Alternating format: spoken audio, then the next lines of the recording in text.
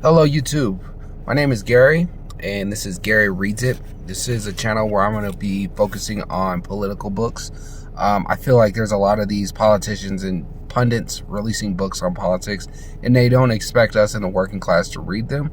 So I'm going to be reading them and giving a review and kind of a description of what's inside of the book, starting with Chuck Schumer, Antisemitism in America. So in the beginning of the book, he starts off with a foreword, where he kind of points out this problem that I noticed throughout the book, where he says Brooklyn to him, implicitly means Jewish. So every time he would tell people he was from Brooklyn, he would assume that people would think that would mean that he was Jewish or assume he was Jewish, which, me being from Colorado, when I hear Brooklyn, I think of Jay-Z, Biggie Smalls, Lil' Kim. I didn't think of a Jewish community. So the issue I have with Chuck Schumer in the beginning, right in the forward, is his projection, that he thinks everyone thinks what he thinks about certain terms and demographics. And he makes it like he speaks for all Jews. He does use some sort of statistics to give him some credibility that maybe he's talking for some demographic, but it is very fallacious how he talks for Jews the way he does. In the board, he also does compare himself to Moses, how he feels like he's leading the Jews. So I guess there's a little narcissism for every politician, but there's just an example of it right in the beginning of his book, how he feels the same pressure Moses did.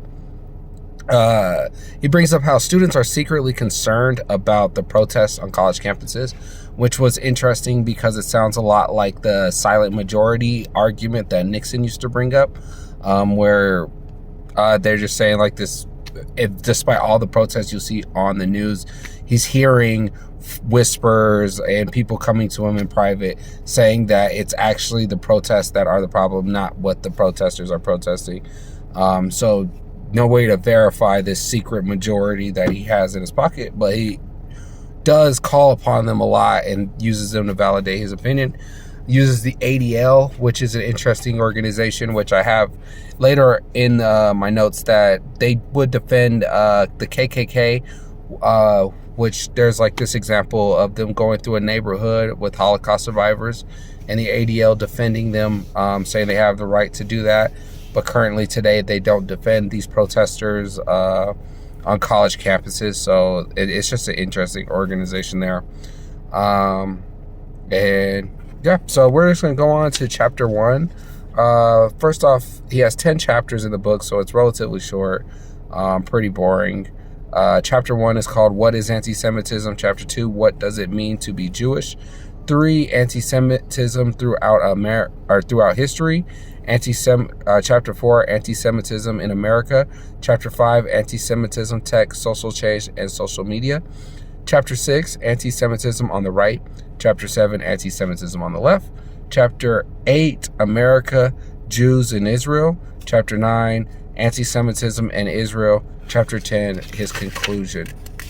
So beginning with chapter 1, what is anti-Semitism?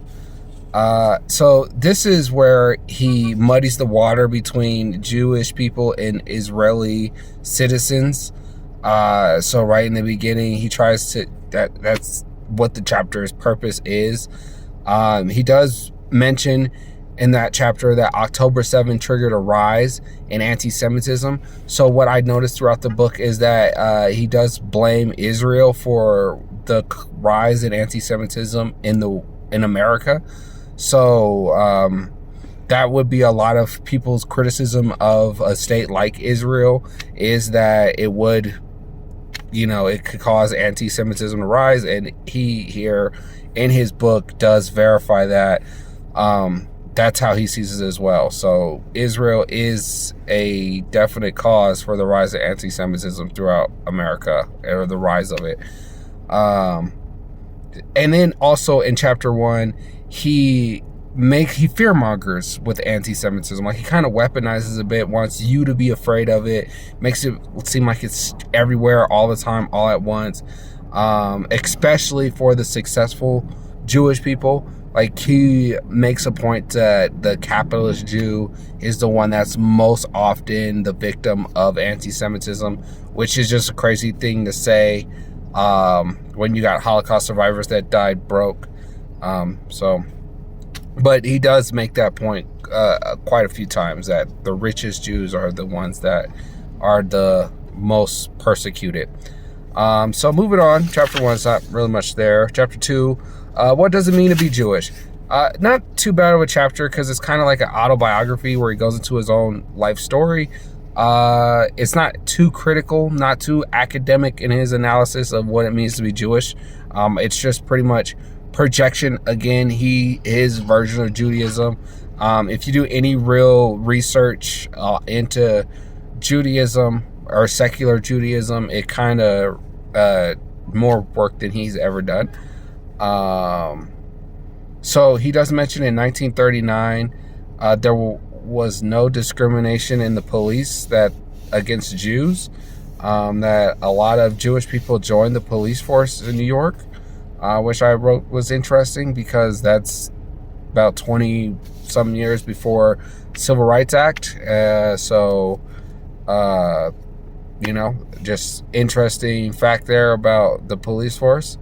But again, like how he groups like they're a monolith, like all Jews joined the police force, or Jews have supported the police back then.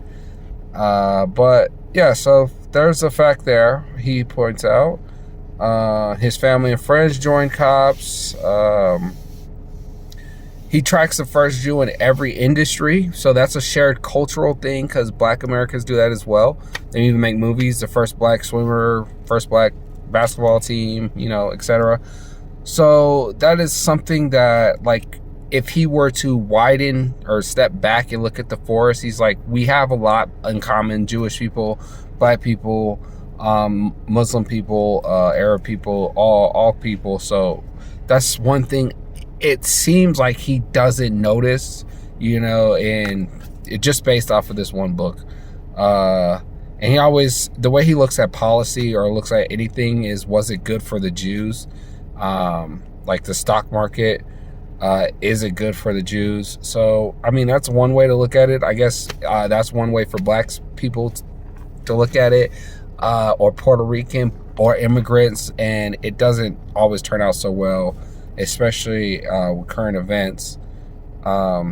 He did eat at his segregated establishments, which I don't begrudge him, because like I said, I don't know what I would do in that situation at that time, if the food was that good, and they hated your people. Judaism to him equals discussion, debate, food, and family. So again, a tree in a larger forest, because I'm sure that's a lot of families, debate, discussion, food. That's what brings a lot of people together, I've noticed. Yeah, he's got that.